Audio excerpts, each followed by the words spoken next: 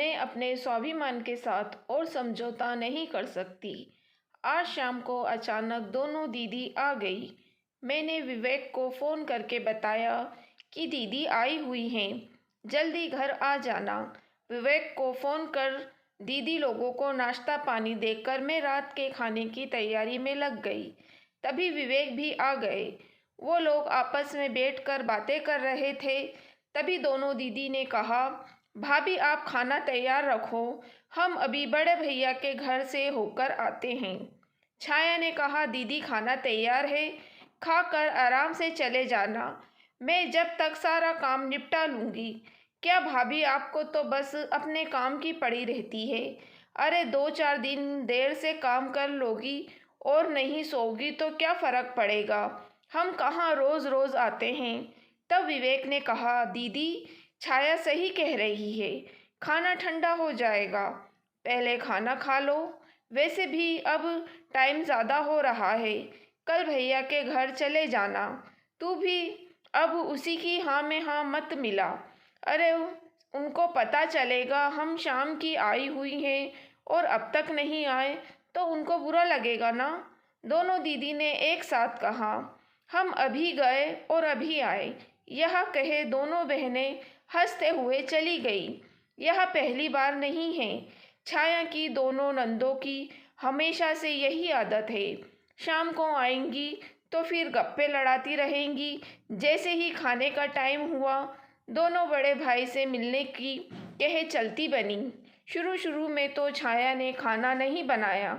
उसने सोचा खाना के समय वहाँ गई हैं तो खाना खाकर ही आएंगी।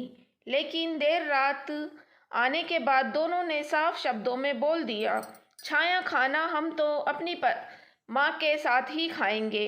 हाँ तुम्हें देर होती है तो तुम सो जाओ या करो, हम बना लिया करेंगे। छाया ने कहा, दीदी सोने की बात नहीं है, आपको पता है ना अगले दिन मुझे ऑफिस भी जाना होता है और सभी तैयारी करनी होती है, बस यही दिक्कत है और कुछ नहीं। आप तो कई सालों से छाया को इन बातों की आदत पड़ गई थी। सासू माँ नहीं रही, फिर भी नंदों की वही आदत। अरे बड़ी भाभी ने तो खाने के लिए बहुत जोर दिया, लेकिन हमने कह दिया विवेक हमारा इंतज़ार कर रहा होगा, इसलिए हम आ गए, वरना खाना दोनों ने बना दिया था। छाया को पता था दोनों बहनें झूठ बोल रही हैं और वह छाया को सुनाने के लिए यह सब बातें कहती हैं। एक दिन छाया शाम के खाने की तैयारी कर रही थी कि उसकी बड़ी ननद आ गई। छाया ने नमस्ते करते हुए कहा, दीदी आपने तो आने की कोई खबर भी नहीं दी। खबर क्या देनी थी, अपना ही तो घर है। चाय नाश्ता देने के बाद छाया ने कहा, खाना भी तैयार है। यह सुन वह बोली, खाना तो मैं बड़े भैया के घर से आकर ही खाऊंगी, तुम्हें जल्दी है तो तुम लोग खा लो। ऐसी बात नहीं है दीदी, वह आज मेरे व्रत था ना, तो सोचा पहले बड़ों को खिला दूँ उसके बाद ही। भाई तुझे नियमों की इतनी ही चिंता है तो थोड़ी देर रुक जा, हमें भी तो दुनियादारी निभाने दे। बड़े भैया को पता चला तो बुरा मान जाएंगे कि मैं उनसे मिलने नहीं आई, फिर आकर खाना खाती हूँ। और ननद रानी बड़े भैया के घर चली गई।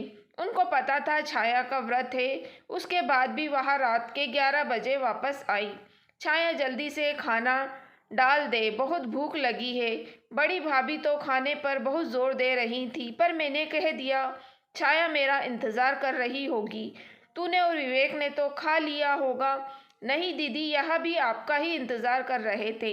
यह कहते हुए छाया ने दोनों बहनें भाई के लिए खाना परोस दिया और खुद रोटियां सेकने लगी। छाया रोटी लेकर आई तो उसने देखा कि उसकी ननद रोटी को उलट पुलट कर कर देख रही थी। उसने पूछा, दीदी क्या हुआ? कुछ नहीं, मुझे रोटी कुछ कच्ची लग रही है। छाया दीदी के लिए दूसरी रोटी ला दो, विवेक ने कहा। यह सुन छाया उनके लिए दूसरी रोटी अच्छे से सेक कर ले आई। उसे देखकर भी उसकी ननद बोली, क्या छाया रोटी नहीं खिलानी है तो वैसे ही बोल देती, क्या कच्ची कच्ची रोटियां लाए जा रही है? नहीं दीदी, रोटी तो अच्छे से सेकी है। विवेक ने भी रोटी देखी तो बोला, दीदी रोटी तो सही है, तो क्या मैं झूठ बोल रही हूँ? अरे ऐसी रोटियां तो हमारे यहाँ जानवर को दी जाती है। मैंने तो तुम दोनों की सोच कर वहाँ भी खाना छोड़ आई।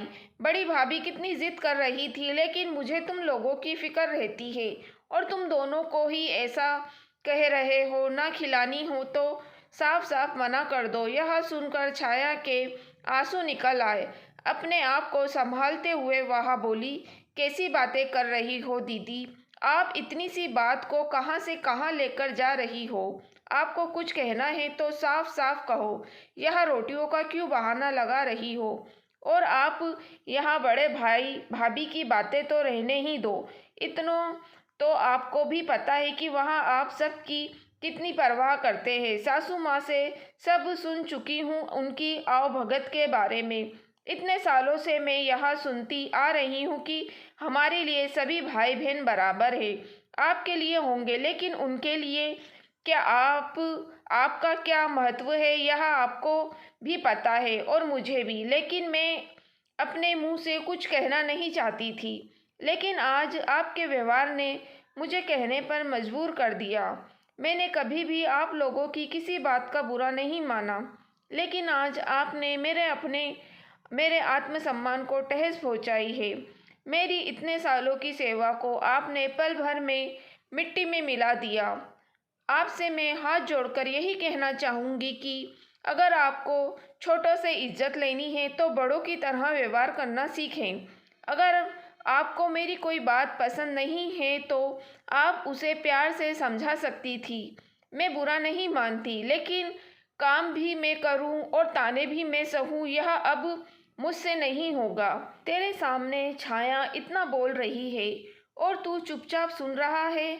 हम तो तुझ पर इतना मरते हैं और तू हमें घर बैठाकर बेइज्जत कर रहा है। अगर छाया ने अपनी बातों के लिए माफ़ी नहीं मांगी तो मैं फिर तेरी चौखट पर फिर कभी नहीं चढ़ूंगी। दीदी, अगर छाया गलत होती तो मैं एक बार नहीं 100 बार उससे माफ़ी मांगने के लिए कहता। आप मेरी बड़ी बहन हो, इज्जत करता हूँ आपकी, लेकिन इसका मतलब यह नहीं कि आपकी गलत बात को भी मैं सही कहूँ। वह भी मेरी पत्नी है और आज तक उसने पलट कर जवाब नहीं दिया। हर बात की एक सीमा होती है, उसका भी आत्मसम्मान है। आप मेरी बड़ी बहन हो और आपके लिए मेरे घर और दिल के दरवाजे हमेशा खुले हैं। आप जब चाहे आओ, यह आपका ही घर है। आगे जो आपको दिल कहता है। विवेक ने दोनों हाथ जोड़ दिए।